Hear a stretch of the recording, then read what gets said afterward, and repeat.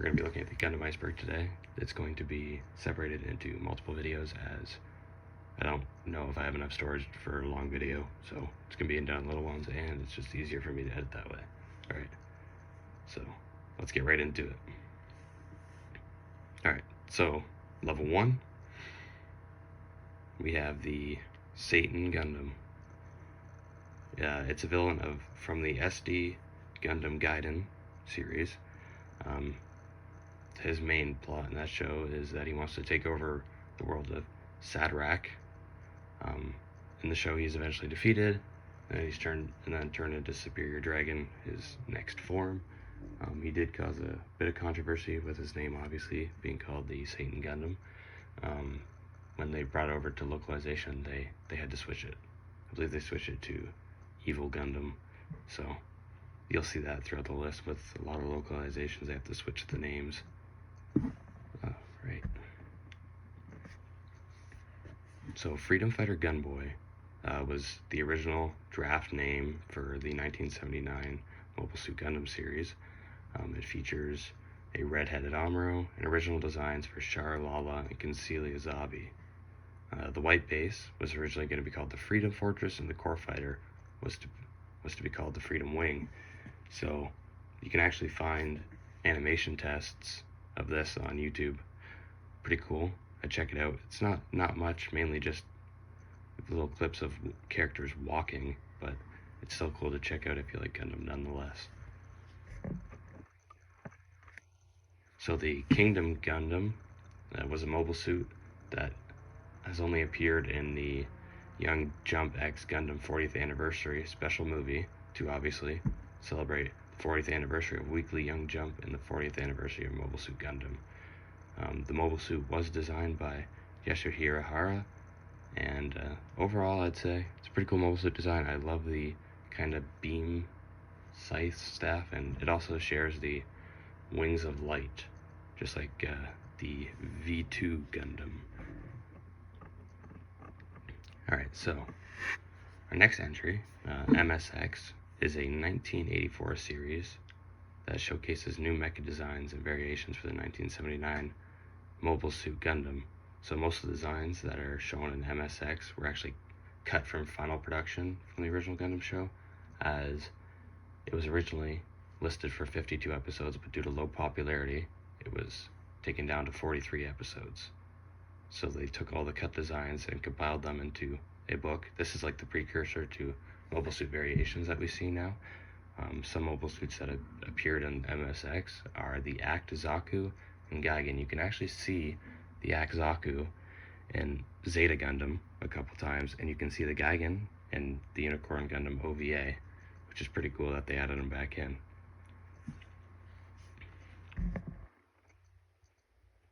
Alright, so the Saku. The Saku is a Gundam manga named Operation Saku Saku by Tony Takazaki. So it's a gag manga. A lot of the manga entries on this iceberg are gag manga. So this gag manga was published in 2011 by Gundam Ace, and it features an oddly shaped Zaku called Saku, and like all the goofs, Zakus, they even got a red one for Char, are like Tic Tacs with arms. Even the Big Zam.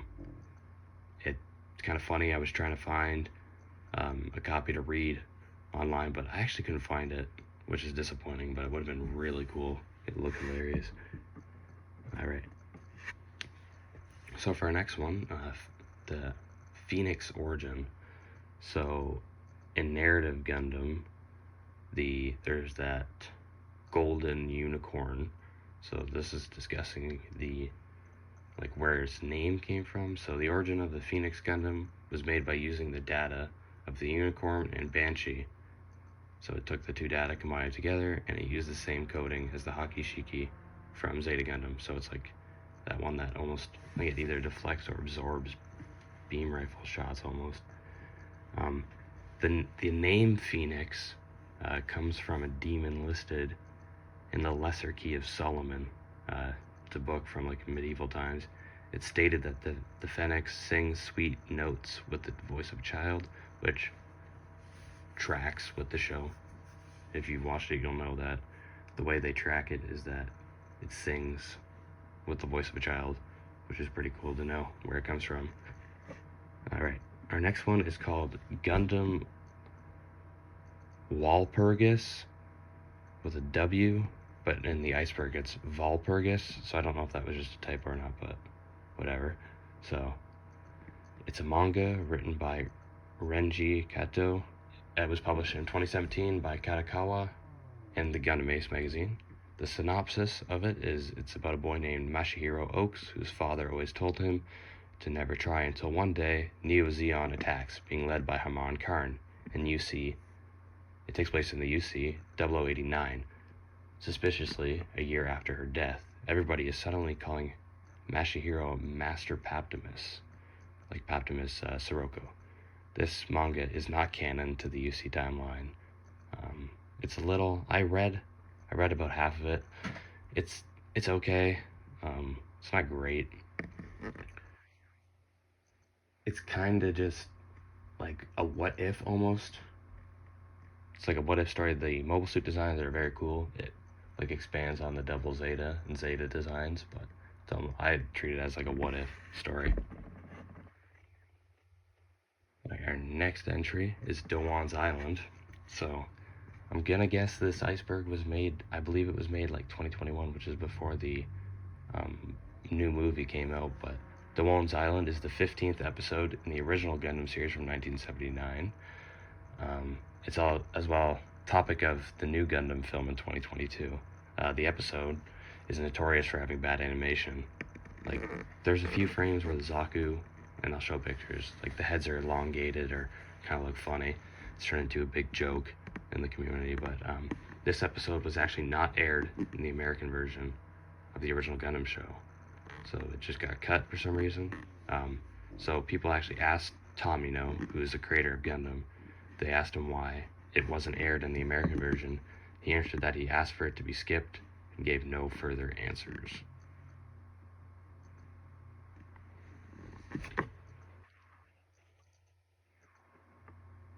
Alright, so for our final entry in the first layer of the iceberg is the Gundam Seed movie. So this one, it's a movie that kind of just fell into like development hell, but in 2006, Sunrise Animation announced Mobile Suit Gundam Seed. They announced the movie. 2 years later, in April of 2008, the screenwriter Chika Morisawa said the plot had been finished for some time now, but following the show Seed Destiny airing, she fell ill, and the movie was delayed indefinitely. So then we didn't get any more information until 2021, so that's a huge gap. In 2021, the movie was transferred to the Mobile Suit Gundam Seed movie project Ignited, and then 2 years later from that, July 2nd of 2023, Mobile Suit Gundam Seed Freedom was unveiled, as well as an official website, and the movie was announced to be premiering January 26th, 2024. So it's been confirmed to come out now. Fell into development hell. It took a long time, but hey, as long as it's coming out. Alright, so moving on to level 2 now. Alright, so to start us off, we got Sogetsu Noburo. So it's actually the pseudo name for the Japanese voice actor Toru Furuya. He was actually Amuro Ray's voice actor in every single Gundam show that Amuro Ray has appeared in. The reason he used this pseudo name is when he played the character Ribbons Almark in Mobile Suit Gundam 00. It was his first role as a non-Universal Century Gundam show, and he used it so people wouldn't know it was him voicing the character, so they could separate the character from Amuro Ray. Alright, our next entry is Gundam Seirei. So ASW-G-70 Gundam Seirei is a mysterious Gundam mentioned in Mobile Suit Gundam Iron-Blooded Orphans. Gecko, which is the manga. All we really know about this mobile suit is it's the 70th out of all Gundam frames built by Gjallarhorn during the Calamity War. So we also know that in PD 323, so whatever post-disaster, 323 attacked a civilian aircraft, resulting in the Mirage's family's downfall. It also had a role to play in the fall of the Warren family. So all we really know is that there's like a shadowy outline, and I'll show it again on the screen, but it kind of looks like the head of Barbatos, but I'm not sure yet. Alright, so our next one is a bit of a darker one. So I'm just gonna go through it. So it's Angelo's backstory. So Angelo from Mobile Suit Gundam Unicorn. So I'm gonna it's actually, the entry's not called Angelo's backstory, but I'm gonna call it that. So Angelo's backstory never appeared in the anime version of Mobile Suit Gundam Unicorn. It only shows up in the novels, for good reason. Alright, so the reason why it doesn't show up is because this entry refers to Angelo's backstory.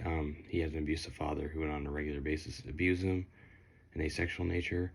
Angelo also witnessed his mother be assaulted by Federation soldiers when he was 9, as well as his father was still abusing him at the time. Before he met Full Frontal, he was an alcoholic, drug-addicted male prostitute. So that's why it's not in the show. It makes sense why he's so angry. His character is like that, but that's his backstory. So the next entry is Gigantus.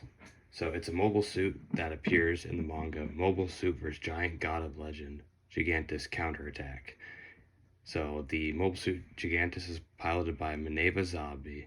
Gigantus is the incarnation of Ideon from a different universe. So Ideon is from the anime Space Runaway Ideon. I think it's animated by Studio Gainax. The Neo-Zeons dug Gigantus or Ideon up on Earth, and they called it the Giant God. Judo Ashta from Double Zeta, Amuro Ray, and Char team up to fight it. Also, Gigantus has remade the old universe into the current one, so it keeps remaking the universe. Manga's not canon, it's its own little thing, but I think it's a pretty cool crossover. Alright, so our next entry is This Is Only the Beginning. So at the end of Mobile Suit Gundam F91, the words on the end screen say, "This is only the beginning." F91 was supposed to originally be a 50-plus episode series, but due to disputes, it was cut down to 13 episodes. So Tomino, the creator, he just decided to make a movie instead. Due to the statement at the end of the movie, "This is only beginning," it led people to believe there was going to be 2 more movies, just like the compilation films for the original Gundam series. So it was kind of misleading. Alright, this is a short entry. It's called the Nice Gundam, or Nice Gundam. So the Nice Gundam appears in SD Gundam as a combination of the RX-78-2 from the original Gundam series and the Zaku-2. It's a combination of the two. Its name literally translates to fake or phony. So there's that one. It's a bit of a fun one. Twilight Axis is an F91 prequel, is our next one. So there is a anime called Twilight Axis. It is an F91 prequel. It is not made clear in the anime if it where it takes place. However, in the light novel it's based after, it's made clear that it takes place in late UC, or Universal Century, 0096, after the events of Unicorn Gundam. It's an ONA, so it has 6 episodes that are 3 minutes long each, so it's not that long. It doesn't really fill in any gaps in the timeline. It's kind of its own, like, contained story, where they go to the Axis asteroid and they're looking for Char's Sazabi, which then they use that technology and make the F91 Gundam with the Psycho Frame in it, which is actually a later entry in this list. But I'd check it out.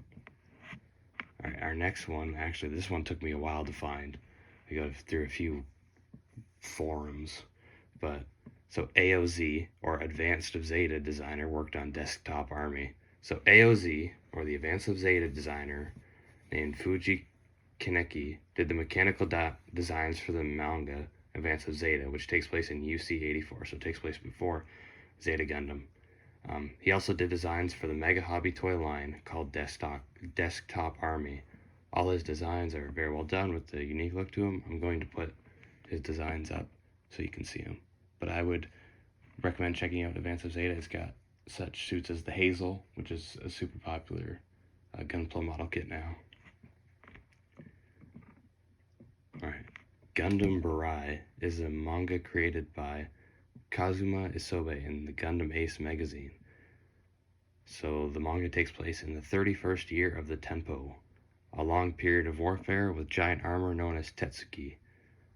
A martial arts tournament is held, with the winner being granted that whatever they want. So Kisaragi Kotetsu pilots his Gundam Barai, which looks like a huge samurai Gundam. So it's basically the synopsis of this is basically it's G Gundam, but it takes place in like samurai times, which is a pretty cool concept. Gundams look pretty cool.